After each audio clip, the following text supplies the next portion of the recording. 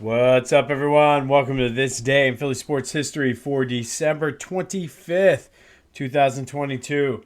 Merry Christmas. The game last night could have gone a little bit better. Not going to lie. However, I think looking at the way things played out, and I went back and forth in a couple of the text chains I'm in last night, and I don't think you can put this one on Gardner Minshew and the offense. I mean, for the love of God, the defense or the offense put up 34 points. I mean, how many times this season did the defense give up 40 points? Yes, a couple of them were due to turnovers because of the offense, this, that, and the other. However, I mean, listen, if you'd have told me going into this game that Gardner Minshew and the Eagles offense would put up 34 points, I would have said there was no way in hell they were losing. However, this is where we are. The defense just did not have a good game. I mean, the team right now is 13-2.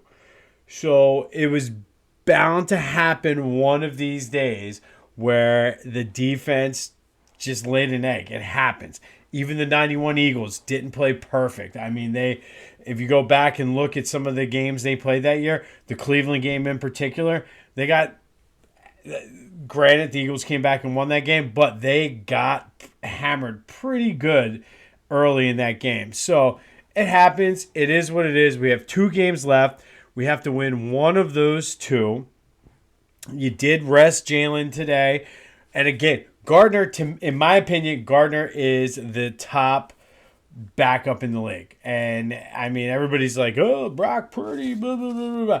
I don't want to hear that. So it is what it is. Listen, I really, truly believe that, especially with Gardner Minshew playing, it was a very vanilla offense and game plan that Nick Sirianni put out there.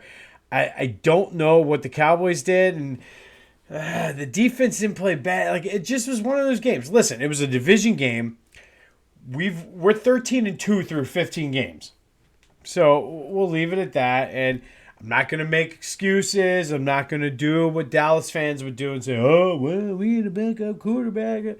No, I'm not. Listen, they beat us. They outplayed us. It shouldn't matter who was at quarterback. We're a better team than them. We split. It is what it is. We need to win one more and clinch everything throughout. That's all that's important right now. Whether it's next week or the week after, we have 2 home games, no less.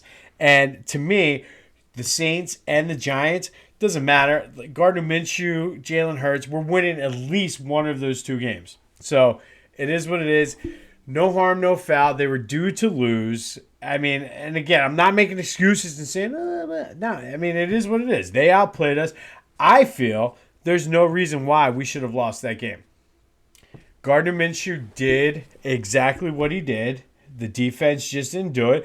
Now, I'm not getting on the defense because the defense has been lights out all year. So there were a couple games this year where the defense bailed out the offense. So it happens, and there's only been one team ever that has won every single game they played in the season, and that was 50 years ago. Yeah, the Patriots went through the regular season, blah, blah, blah. But guess what?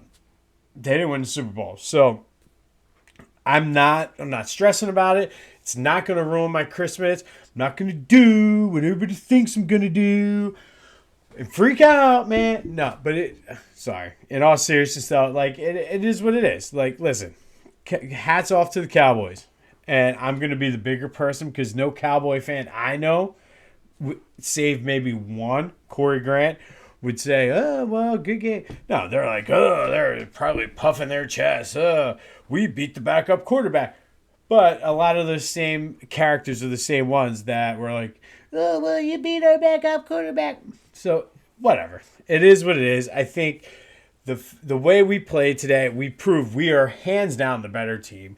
We just didn't come out on top. So, whatever. We move on. We push forward. Merry Christmas. Speaking of Christmas, we have a big game today. I'm looking forward to watching this with my son. Sixers Knicks. Sixers are coming in red hot. Knicks are coming in red hot, even though they lost last night. should be a decent game to kick off the NBA. Saying, looking at some of the games on there, I think, the Lakers and Warriors, like, why? I don't know. I guess people still like LeBron. It is what it is. But looking forward to do that. But let's get into this day in Philly sports history for December 25th. And yes, there is a couple this day in Philly sports history I could have gone with. But because it is the Cowboys week, let's go with that.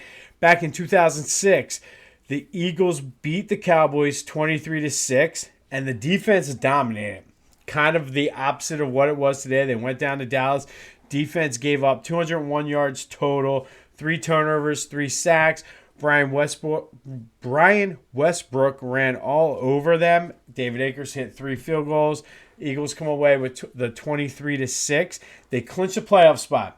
Going into today's game, the Eagles already had the playoff spot, or last night's game, I should say. The Eagles already had the playoff spot. But in 2006, they would go on to win the division.